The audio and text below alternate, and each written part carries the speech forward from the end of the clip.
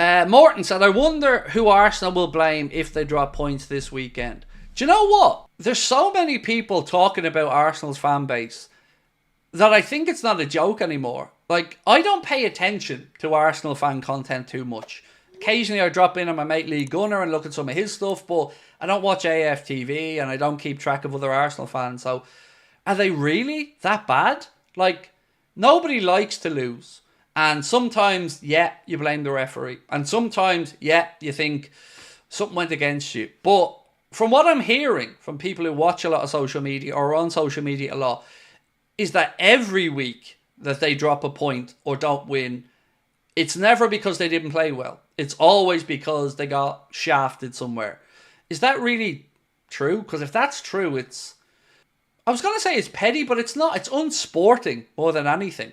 Because these were the same fan base who, a lot of them wanted the league null and voided just to fuck us out of a league title. And look, I occasionally blame a referee. I occasionally blame a decision that I don't like. But I've also come on here and credited opposition and said we're beaten by the better team.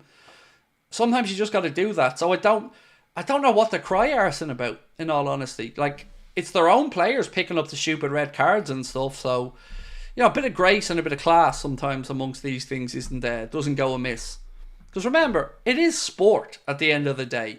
You're going to lose sometimes, and it's, you know, how you conduct yourself when you do that. So, Zevon said, yes, they are. They're blaming the Champions League format now. What? How are they blaming? Like, the Champions League format has nothing to do with it. Like, even if they were playing in the league phase and the old one, they'd still be playing the same feckin' games. Like, I know there's more, by the way, but we're 4 games into it now. They'd be 4 games into a 4-team group if this was the case. Jesus Christ. Look, I just don't get it. I don't get it. It seems petty, you know.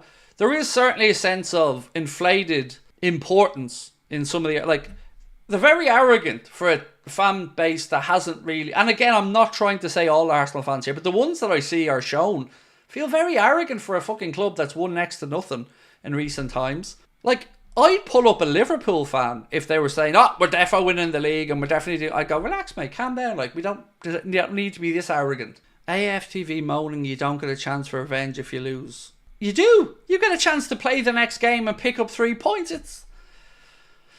I don't know. I don't fucking know. Like, who cares if you get a chance for revenge or not? You play 4 games at home, 4 games away. Win your games.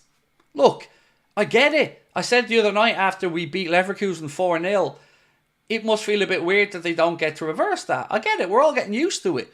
But it's not the reason why you lost. Do you think Arsenal's out of the title race? No, not yet. Look, this is the weekend for me that I think it will decide if Arsenal are really going to be contenders. Because we've got Manchester City Brighton, 5:30 tomorrow. So we'll know the result of that game before we kick off. Now, let's say City win, and then we play Aston Villa. If we beat Aston Villa, then the pressure on Arsenal to beat Chelsea on Sunday is massive. Because if they don't, then minimum 9-point gap, potentially a 10-point gap with us and a 9-point gap with City. You might say they'll claw us in, but they're not clawing in both of us and overturning those points deficits. So I think this weekend, if they don't beat Chelsea and both us and Manchester City win, I think the conversation around Arsenal needs to stop about title contenders and just let them go about their business, because you can't win a league title this early in the season, and people might say you can't lose it, but you can. You can. It's a lot of ground to catch up on. So yeah, for me, if they don't beat Chelsea and us and City win, I'm basically giving the last rites to their title hopes for the season, because I don't see it.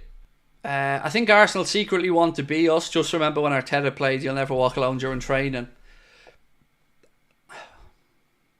I used to like Arsenal fans. You know, I don't... Like, when I was growing up, Arsenal fans didn't feel this entitled. They just felt like decent fans who wanted their team to do well. But, you know, there's something to be said about just accepting a defeat sometimes and just a bit of fucking good grace and sportsmanship. But then again, I guess that doesn't get clicks.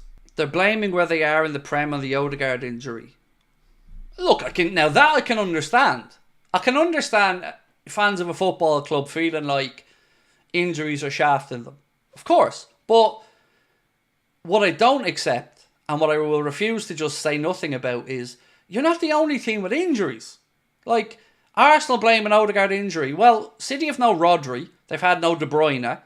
We've had no Alisson. We've had no Jota. We've had no Chiesa. We've had a midfielder missing for a while. We've had injury to Conor Bradley at right back. So we've had injuries as well, but we're still top of the fucking league. So, yeah, I mean, one injury to one player, we're missing the best goalkeeper in the world.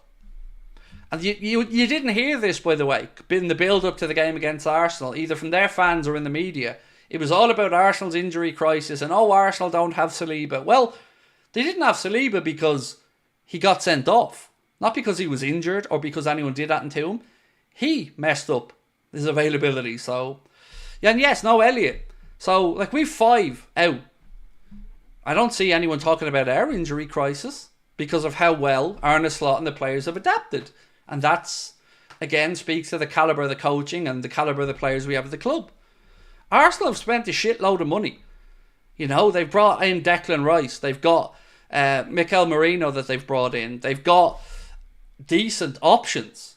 You know, they've got Raheem Sterling they brought in. It's not like they're short of talent or options. So, tough shit. Sorry, but tough shit. That is just tough. You know, that's part and parcel of a league. I don't remember anybody showing us any sympathy when we had no Virgil van Dijk, as an example, because Pickford went to town on his knee. So, yeah, tough titties Turkleton. Do you agree with Jamie that Arsenal are becoming like a Jose team? I totally understand where Jamie Carragher's coming from on that one, because under Pep Guardiola or under Jurgen Klopp, we wouldn't sit back and City wouldn't sit back on a lead. We might keep the ball. We might, you know, be a little bit more rigid, a little bit less committed to go forward. But some of Arsenal's tactics are very, very, very negative. You know, 15 minutes to go and they're running to the corner flag against us at home. So yeah, I absolutely understand where Carragher's coming from on it, because even Bernardo Silva said when they played Arsenal, they felt like Arsenal just didn't want to lose. But when they play us, we come to win and we try to win. So yeah, maybe that negativity. And look, I also understand it, because I remember what the pressure was like when we hadn't won a league for 30 years. And I remember the relief of Jurgen getting over the line and getting that monkey off our back. So I understand that there's pressure on Arteta's shoulders, and he's at a point in his career at Arsenal now where fans are starting to say, well, look, you've been backed in the market. Yes, you're progressing us, but trophies need to come. So the pressure on him to get over the line and win the league, I'm sure, is massive. And I'm just glad we don't have that same pressure, because we've had some recent success in the Premier League. So I get it. I get the temptation to revert to that negativity, but I guess in these situations, you've got to remember what got you to where you are. What style of football got you to that position. And Arsenal, when they play, are good to watch. You know, when they're attacking and they're going for it, you know, they're a very good football team. But yeah, I do understand where he's coming from with the negative stuff on Mourinho.